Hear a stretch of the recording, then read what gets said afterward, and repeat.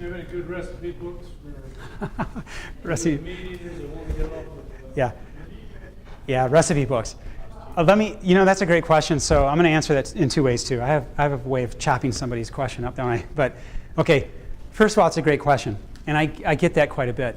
But the first thing I want to say about that is that I'm getting a lot of interviews lately, which is great because that's another way to get word out in terms of enlightenment and awareness. But one of the questions that came up a while back was, how do we get people to actually take the plunge, and from eating meat to to eating plant-based diet?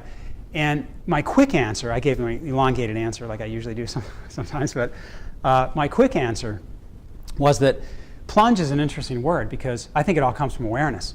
I think that's where fads come in, and I think that's where people go in and go out of various diets. This isn't really a diet; it's a lifestyle, and it comes from awareness.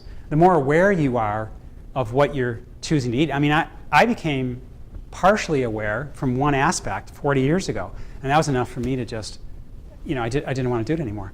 And so I think it comes from awareness. That's the first step, is to take. There's not really a plunge. In order to move forward better, I think it's a matter of becoming more aware. Secondly, and specifically about the cookbooks, 15, 20 years ago, there were no good. I don't know hardly any cookbooks that that you could actually identify the item that you were going to. You could go to the store and actually find the item.